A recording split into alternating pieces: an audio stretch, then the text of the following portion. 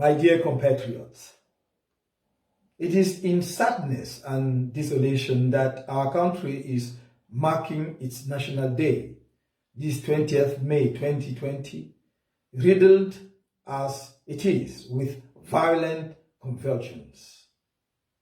The current government continues to impose on the brave populations of the Northwest and Southwest this violent, barbaric and useless civil war, which they single-handedly started following the protest movements of November 2016, and whose tragic consequences are deplorable in many respects. Evidence of the damage is overwhelming. The multiplication of massacres of innocent civilian populations, one of the most recent and emblematic of which was perpetrated in Gabu on 14th February by the army, the collection of civilian and military victims of this war, the tragedy of thousands of our fellow refugees in Nigeria, and the plight of hundreds of thousands of internally displaced people, the burning of homes, the destruction of infrastructure and socio-economic disaster generated by this war. And all this happens under the indifferent watch of an arrogant and contemptuous power. I would like to take this opportunity to once again honor the memory of the victims of this atrocious war and to reiterate my sincere condolences to their families, as well as my best wishes for speedy recovery to the injured. It is high time that lasting solutions were brought to this unsustainable situation. My dear compatriots, the National Day is a time of communion and celebration. The Cameroonian people witnessed, somewhat with dismay, the government cacophony which surrounded the decision to cancel the ceremonies linked to the 20th May this year. While a press release from the Minister of Defense announced the organization and theme of the festivities, the Secretary General of the Presidency of the Republic the next day signed another press release cancelling the said celebration for the sake of respecting social distancing measures as part of the fight against COVID-19. And as usual, each of the two press releases was prepared, we were told, on Mr. Biya's prescription. The National Day is also an opportunity for individual and collective introspection on the meaning of our living together and national unity beyond the official slogans which, in the face of daily realities, sound hollower than ever. Is it possible to mention national unity in a context like the one I have just recalled in the Northwest and Southwest regions, where, moreover, citizens are brutalized, abused, and thrown in prison for peacefully expressing their disagreement on the progress of the country? Can we speak of national unity when leaders shamelessly instrumentalize ethnic hatred in order to retain power, which has been acquired by fraud? What becomes of national unity in a country riddled with multiple political, social, and economic fractures, created and maintained by the very people whose role should have been to bring Cameroonians together and unite them? Ethnic hatred, particularly, is now dominant in the words of many personalities who claim to act or speak on behalf of the state, as well as those who, in terms of their trajectory, should have been the enlightening thinkers of our society. State tribalism is now tribalized and exhibited. It appears both through speeches and through various acts, to the point where international reports openly denounce it. Beyond its commemorative, even festive aspect, the National Day must be understood as a moment of questioning of our individual and collective conscience on the meaning that we give to our status as a citizen and on our national ambition. Make no mistake, nobody will come to change or develop Cameroon in place of Cameroonians. Our destiny depends on us and on us alone. No friendly power, however generous, can love our country more than us. My dear compatriots, the National Day of our country comes this year in the midst of the global COVID-19 pandemic. Cameroon is ranked to date among the African countries most affected by this virus, with controversial official figures totaling 3,105 tested positive, 1,567 recoveries, and 140 deaths, not counting those of our compatriots who died abroad. I bow to the memory of all these people brutally torn from the affection of their loved ones and of the nation, and often buried in unsustainable conditions, and which is more when we take into account the fact that they are members of communities whose practice is to honor their dead. I wish a very speedy recovery to all the patients and asymptomatic carriers of this deadly virus.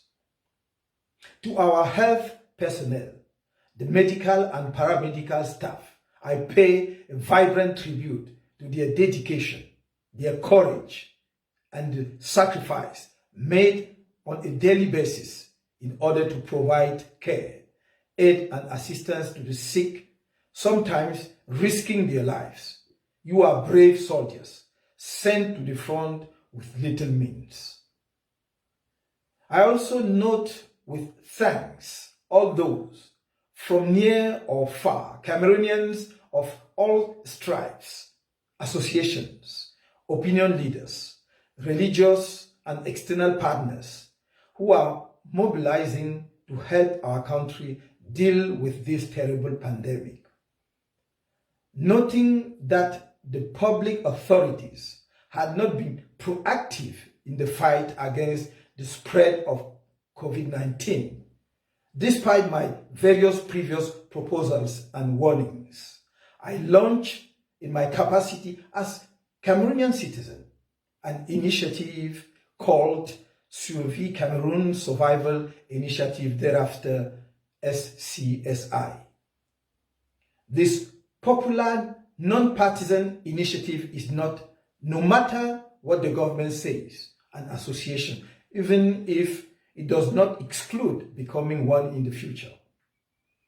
Its purpose is solely humanitarian, namely to provide additional urgent aid to the Cameroonian people at risk in the face of the serious threat of COVID-19. Its management committee is chaired by Mr. Christian Penda Ekoka, whose integrity is known to all. I thank again the Cameroonian and foreign personalities who have accepted with good grace to bring their precious sponsorship to this citizen initiative. SCSI does not want a confrontation with the public authorities. It does not intend to supersede the action of the government in the fight against COVID-19. How could it do so?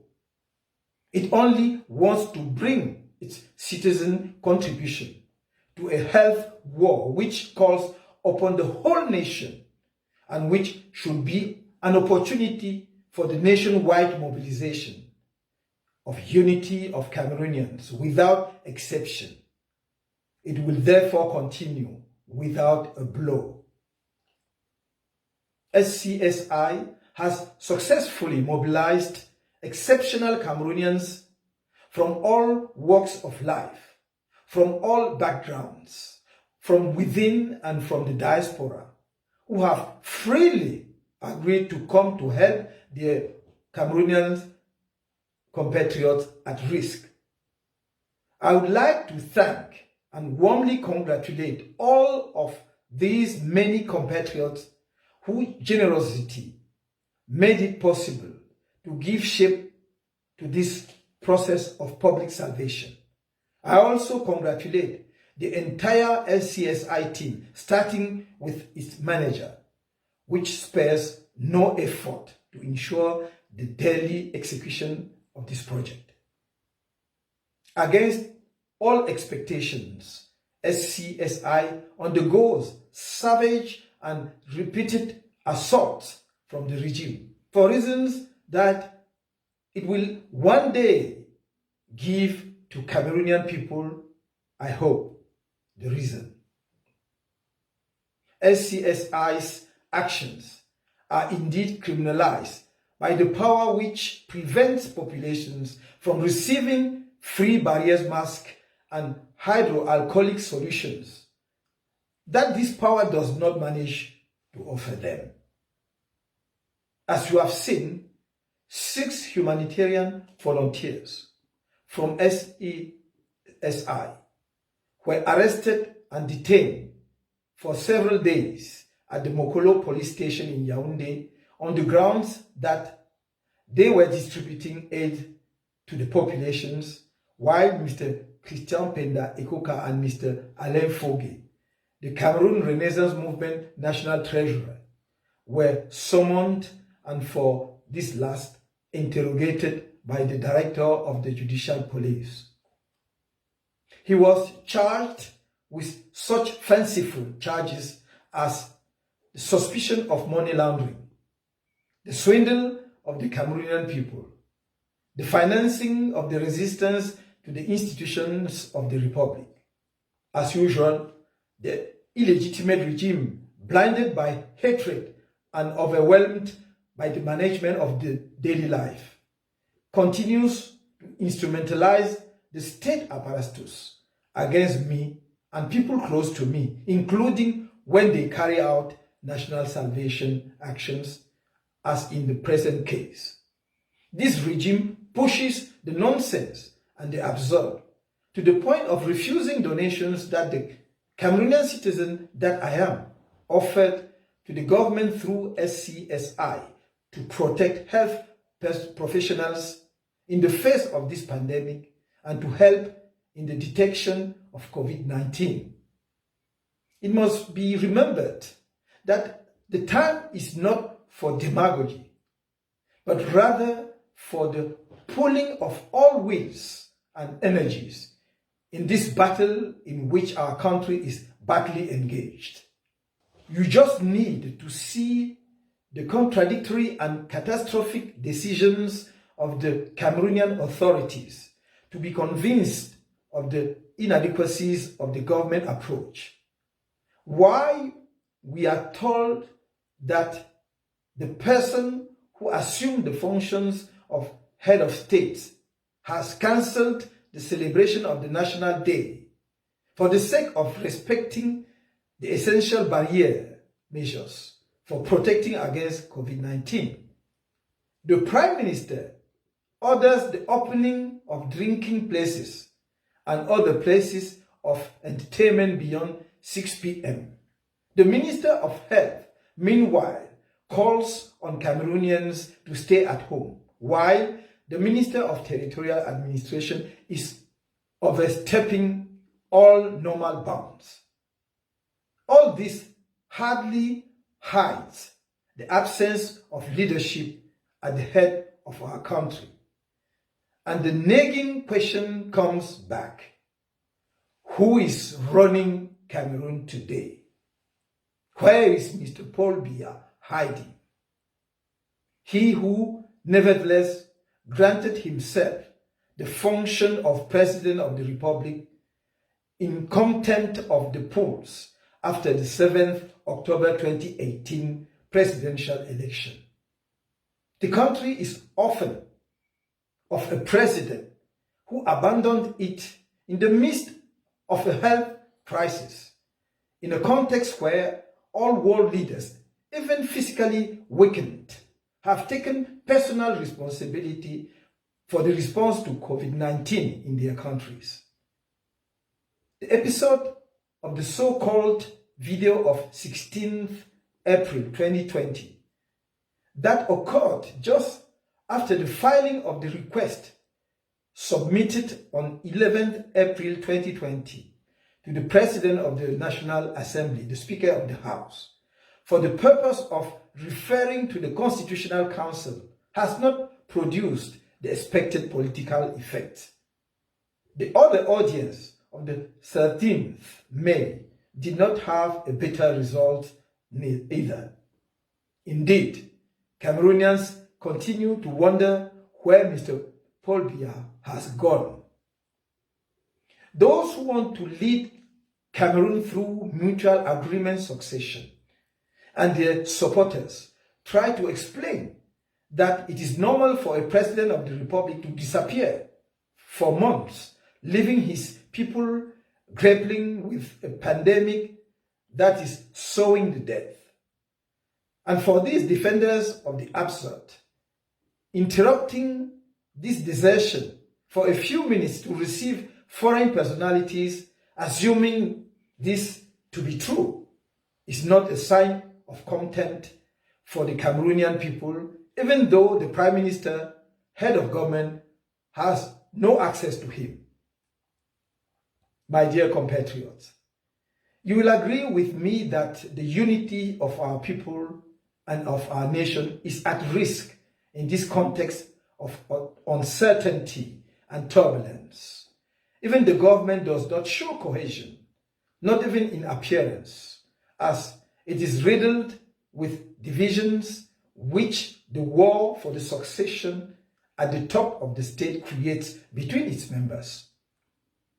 The war against Boko Haram is one of our major concerns, with the resurgence of attacks on our soil after the period of relative calm observed, notably thanks to the support of the international community, which I would like to thank once again. I renew my deepest sympathy to the families of the victims of this other war and my best wishes for the speedy recovery of the injured and a quick return to a peaceful life in the affected areas. The civil war in the northwest and southwest and the post-electoral crisis persist while lasting solutions exist. The Cameroon Renaissance movement has never stopped making constructive proposals. Despite the government's indifference, our party continues to do so. In this spirit, I propose a framework for resolving this crisis in the northwest and southwest and the post-electoral crisis, comprising of a high-level committee assisted by a technical subcommittee. As regards the high-level committee, it is a political committee responsible for mediation and chaired by a sitting or former African president, assisted by the panel of the wise of the African Union. The committee should, after consulting the Cameroonian government and all the main protagonists, including those in detention, work for the establishment of mechanisms aimed at immediately stopping the violence and its resurgence. These mechanisms should benefit from the support of the international community at political, technical, and financial levels. I'm already calling for a ceasefire, even a temporary one, to be agreed upon without delay between the protagonists of the armed conflict, with the assistance of the United Nations and the African Union. Such an act will show the greatness of all the belligerent parties. It is a vital act because it will alleviate the suffering of our poor populations, create the conditions for the establishment of the framework for discussions and, in the current context of COVID-19, to bring adequate help to the populations of the two regions where the pandemic is on the rise. At the same time as the ceasefire, the release of all prisoners incarcerated in the context of the Anglophone crisis and post-electoral crisis is essential, including Mr. Sisiku Ayutabe and his supporters, and in the case of post-electoral crisis, the 15 prisoners of conscience of Cameroon Renaissance Movement, militants including the first vice president of our party, Mr. Mamadou Yakuba Mota. I would like to take this opportunity to reiterate to these Cameroon Renaissance comrades still incarcerated my fraternal and patriotic greetings and all my encouragement for the bravery and the dignity which they have been showing. We continue to use all possible means for their release. Concerning the technical subcommittee, it is a support organ responsible for drawing up the main draft text to be submitted for discussion and approval by the political committee, including a draft amendment to the constitution or a new constitution and a draft amendment to the electoral code. This technical support committee could be composed of representatives of political parties present in the political field for at least the last 5 years and which have achieved the best electoral performance during this period. ELECAM, NGOs with proven experience in the conflict resolution, the defense of human rights, and the strengthening of democratic capacities. More generally, in the context of the fight against COVID-19, it is just as urgent to release a greater number of detainees from our prisons. The presence of this virus is in penitentiaries in the country, having now been proven.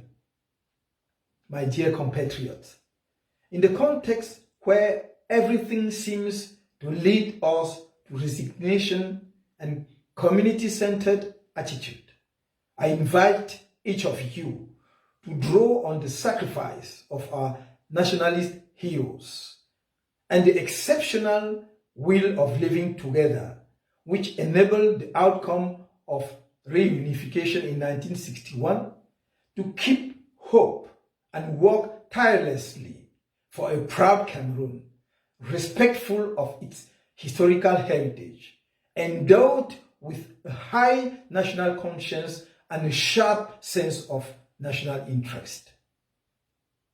The national resistance must remain stronger than ever in this delicate period, when the current regime believes it can take advantage of the COVID-19 pandemic to distract the Cameroonian people from their courageous struggle for change and continue to arrest, torture, and imprison Cameroon Renaissance Movement militants and sympathizers, far from the attention of Cameroonians and the international community.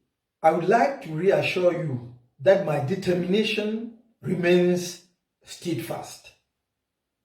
Stay strong so that together we take our fight to another level after this health crisis. Stay mobilized and confident. We will not accept, and neither will you, I know, the mutual agreement succession in our country, nor new popular elections without consensual reform of the electoral system. Only the Cameroonian people will have to choose their legitimate leaders in freedom and democratic transparency. You have shown on various occasions, both within the country and in the diaspora that I have good reason to be proud of you and to count on you, so that together we can take our destiny in our own hands. Never forget, I do love you from the bottom of my heart. Happy National Day to you all.